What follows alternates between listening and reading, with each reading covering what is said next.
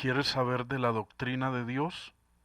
Jesús nos dice en Juan capítulo 7, verso 16 y 17: Mi doctrina no es mía, sino de aquel que me envió. El que quiera hacer la voluntad de Dios, conocerá si la doctrina es de Dios o si yo hablo por mi propia cuenta.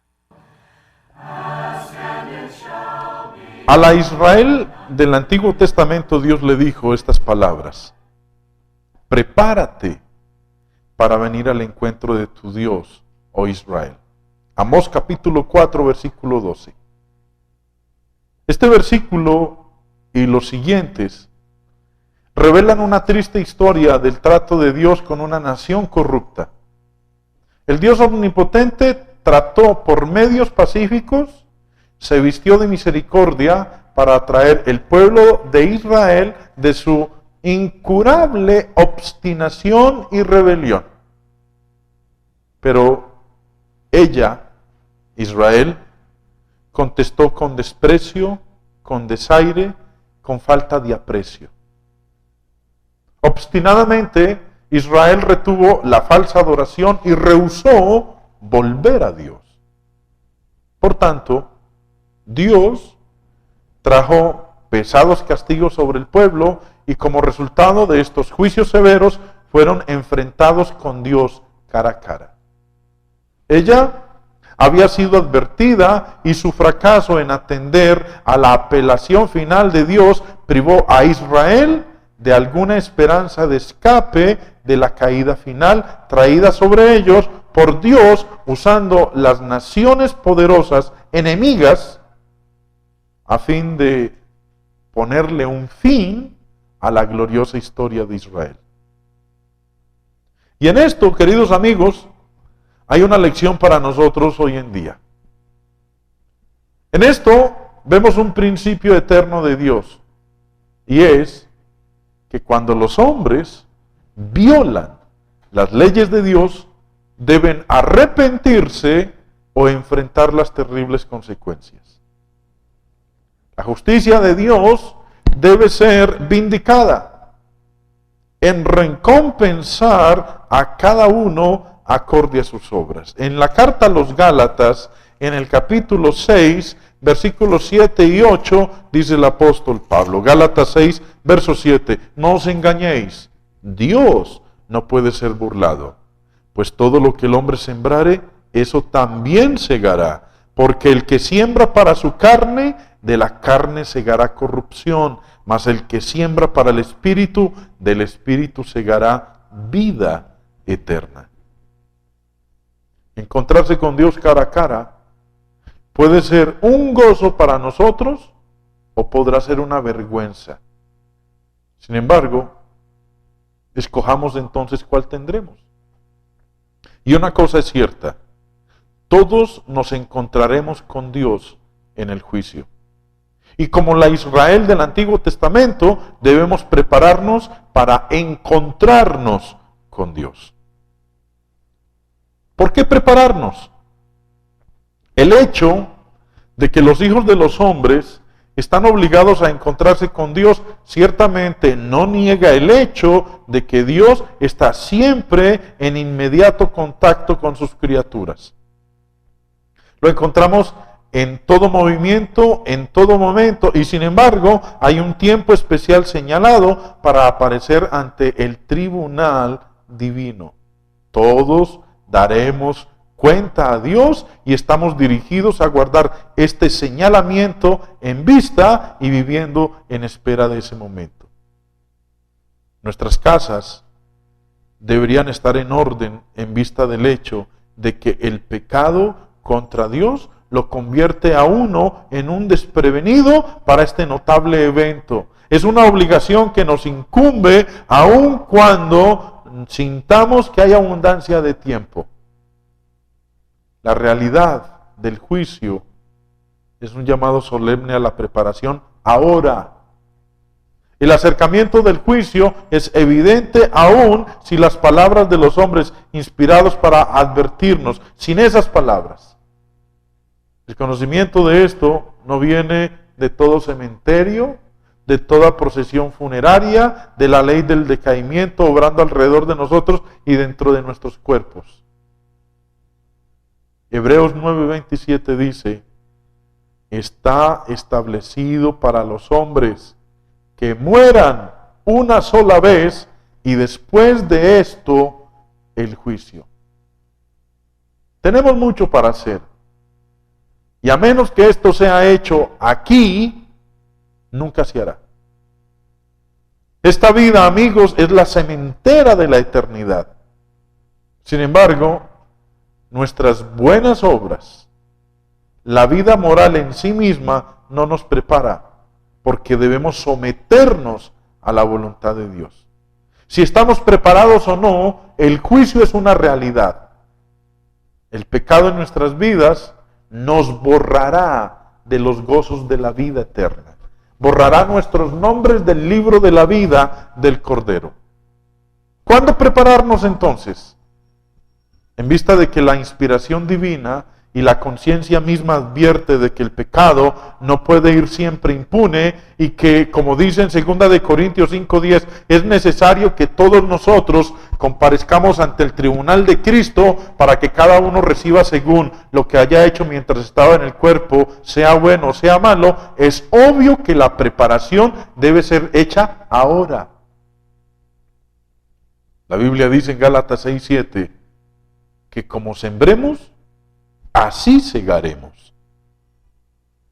Y yo quiero que notemos los siguientes hechos de estos pasajes. Primero, el juicio está basado en nuestro uso de todas las facultades componentes del cuerpo. Segundo, el juicio está basado en las obras de la vida y no sobre lo que es hecho después de la muerte.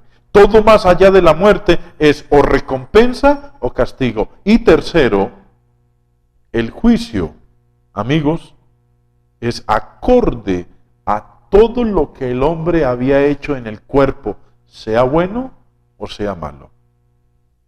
Ayer no es más que un recuerdo y mañana es meramente una probabilidad.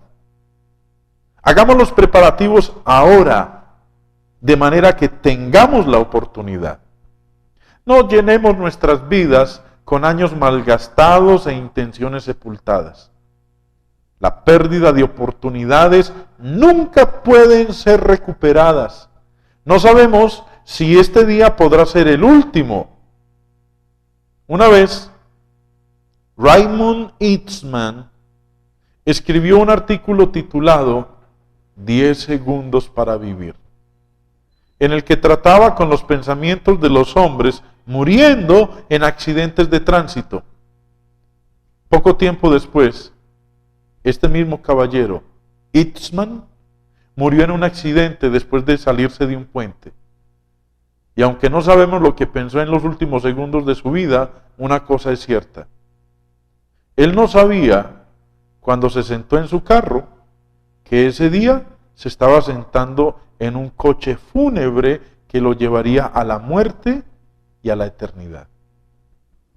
Amigos, preparémonos ahora, no mañana, ni la semana entrante, ahora, para encontrarnos con Dios. Y la preparación debe ser acorde al camino de Dios, porque como dijo Jeremías en el capítulo 10, verso 23, el hombre no es señor de su camino. Y esta preparación debe ser hecha por la obediencia a la voluntad de Cristo. Y la voluntad de Cristo es que creamos en Él y seamos bautizados para el perdón de nuestros pecados. El que creyere y fuere bautizado será salvo. Marcos 16:16. Esta preparación es sencilla. Vivamos fielmente hasta la muerte. Muchos de los que están en el valle de la decisión no están haciendo ninguna decisión. Y la decisión correcta es la más importante, pero debemos hacer la decisión prontamente. La preparación para el pecador es un deber, o también se perderá en el pecado.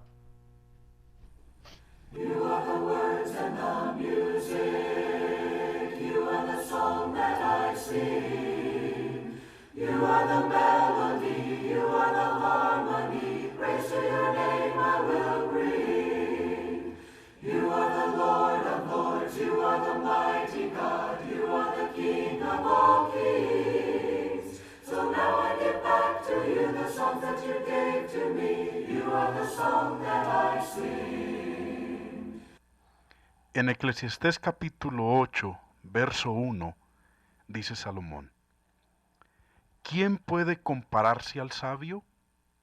¿Quién conoce el sentido de las cosas? La sabiduría ilumina la cara del hombre, hace que cambie su duro semblante. Para entender entonces sabiduría y doctrina, una pildorita de sabiduría.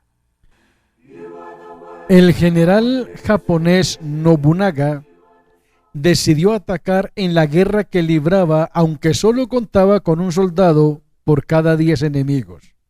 Cuando marchaban hacia el combate, se detuvo en un santuario de una de las religiones orientales para orar. Él estaba seguro de vencer. Al salir del templo, Nobunaga dijo: voy a echar una moneda al aire. Si sale cara, atacaremos y venceremos. Si sale cruz, seremos derrotados. El destino nos revelará su rostro. Lanzó la moneda y salió cara. Los soldados, que abrigaban muchas dudas, se llenaron de tal energía cuando vieron que la moneda cayó cara, que vencieron sin dificultades. Al día siguiente, uno de sus ayudantes le dijo al general: nadie puede cambiar el rostro del destino. Exacto, replicó Nobunaga, mientras le mostraba la moneda que el día anterior había lanzado al aire. Era falsa, ¿y sabe qué? Tenía cara por ambos lados. El destino lo hacemos nosotros. La buena suerte y la mala suerte dependen de lo que usted y yo hagamos o dejemos de hacer. Lo que el hombre sembrare, eso es lo que va a cosechar. Nada está escrito. Usted y yo lo escribimos al elegir el camino angosto o el camino ancho. Le sugiero, elija el camino angosto, el camino que va al cielo, a la morada eterna con Dios.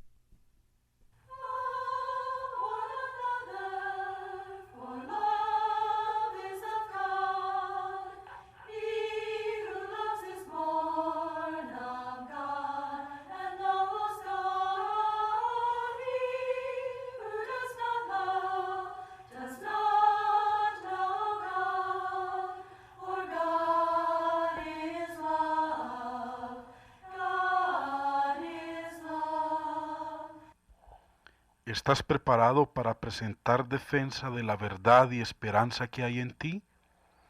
Dios nos aconseja a estar siempre preparados para presentar defensa con mansedumbre y reverencia ante todo el que os demande razón de la esperanza que hay en vosotros. Primera de Pedro capítulo 3 verso 15. ¿Tienes preguntas? ¿Tienes inquietudes? ¿No entiendes lo que lees en la Biblia? Llámanos o escríbenos y con mucho gusto le daremos una respuesta bíblica a sus interrogantes. A continuación, el hermano Jaime responde. Hermano Jaime, pensando en este tema que usted trata en esta tarde acerca de la preparación para el futuro eterno, me parece que llega de perlas una pregunta de uno de nuestros oyentes por más señas de Neira. Él dice: ¿por qué, si todos adoramos a un mismo Dios, hay tanta rivalidad entre los diferentes grupos de la cristiandad? Ahora, como usted está hablando de prepararnos, entonces ¿cómo nos ve Dios? Que es uno solo. Dejó un plan de adoración y todos adoramos distinto y somos, o son, por decirlo así, enemigos todos los grupos. Bueno, en un programa anterior habíamos hablado de que el Señor vino a establecer Su reino. su iglesia, su reino. El Señor no vino a establecer grupos religiosos. Los grupos religiosos han sido establecidos por los hombres. Y la iglesia de Cristo no es un grupo religioso. La iglesia de Cristo es el cuerpo de nuestro Señor Jesucristo. Quiero hacer esa distinción. Amén. Yo me identifico con usted. No confundan la iglesia de Cristo con una secta más, con una denominación más, porque la iglesia de Cristo no es eso. Hablen de los otros grupos de esa manera, pero de la iglesia de Cristo es algo totalmente distinto. Una de las peticiones de nuestro Señor Jesús, cuando en el Evangelio de Juan capítulo 17 le oraba al Padre, estaba lo siguiente. Es la oración por la unidad. Y dice aquí en el capítulo 17 del Evangelio de Juan, verso 20, mas no ruego solamente por estos, hablando de sus discípulos, sino también por los que han de creer en mí por la palabra de ellos, para que todos sean uno como tú, oh Padre, en mí y yo en ti, que también ellos sean uno en nosotros, para que el mundo crea que tú me enviaste. La oración de Jesús al Padre en aquella ocasión es para que todos seamos uno. O sea, ser uno es que todos creamos lo mismo. Lo mismo. Pero ojo, hay un concepto equivocado que se maneja hoy entre el mundo religioso, y es que va a llegar el día en que todos estos grupos se van a unir. Y eso nunca va a ocurrir. El Señor no habló de ese tipo de unidad. Una cosa es la unión y otra cosa es la unidad. Entre los grupos podrán haber uniones, pero nunca unidad. Porque la unidad de la cual habló el Señor es que todos tengamos una misma fe, un mismo Señor, un mismo cuerpo, un mismo bautismo. La unidad del Espíritu Santo de la cual habla las Escrituras es esa. Mire, en la carta a los Efesios, en el capítulo 4, dice, oye, se me embolató, capítulo 4, dice en el versículo 1, empezando, yo pues preso en el Señor, os ruego que andéis como es digno de la vocación con que fuisteis llamados, con toda humildad y mansedumbre, soportándoos con paciencia los unos a los otros en el amor, solícitos en guardar la unidad del Espíritu en el vínculo de la paz. Tenemos que preocuparnos por guardar, ¿qué, hermano Hugo? La unidad del Espíritu. Ahora, ¿en qué o de qué consiste la unidad del Espíritu? Pablo mismo lo enseña. La unidad del Espíritu consiste, verso 4, de un cuerpo. ¿Y qué es el cuerpo? La iglesia. La iglesia. Un espíritu, como fuisteis también llamados en una misma esperanza de vuestra vocación. Un Señor, una fe, un bautismo, un Dios y Padre de todos, el cual es sobre todos y por todos y en todos. Y si usted se pone a analizar los grupos religiosos, hermano Hugo, allá no tienen un espíritu, allá hay varios espíritus. El espíritu de los pentecostales es distinto al espíritu de los evangélicos. El espíritu de los evangélicos es distinto al de los mormones. El espíritu de los mormones es distinto al de los bautistas. El de los bautistas es distinto al de los testigos de Jehová. Y la lista continuaría. Pero la Biblia habla de un espíritu. Habla de una fe. Una fe. No de 3, 4, 5. Pero los de un grupo creen una cosa y los de otro grupo creen otra. Y habla de un bautismo. Pero los grupos, unos tienen un bautismo de una manera, otros tienen el bautismo de otra manera. Unos dicen que el bautismo es para niños, otros dicen que el bautismo es para grandes y otros dicen que el bautismo no es necesario. Y hay quienes piden el bautismo de fuego. Y hay quienes piden el bautismo de fuego. Entonces, ¿cuál unidad del Espíritu están guardando ellos? No la que menciona las Sagradas Escrituras. Por eso hay tanta contienda entre los grupos religiosos. Y una de las exhortaciones del apóstol Pablo a la iglesia en los Corintios, a la iglesia en Corinto, capítulo 1 de Primera de Corintios, les dice, para que nosotros también lo tengamos en cuenta hoy en día, dice en el verso 10, os ruego pues hermanos, Primera de Corintios 1:10, os ruego pues hermanos, por el nombre de nuestro Señor Jesucristo, que habléis todos una misma cosa, y que no haya entre vosotros divisiones, sino que estéis perfectamente unidos en una misma mente y en un mismo parecer. Y para nuestro querido oyente, hermano Hugo, que nos hizo la pregunta, que nos mandó la carta, nunca será posible hablar una misma cosa mientras no hablemos donde la Biblia habla y callemos donde la Biblia calla. Amigos, los invitamos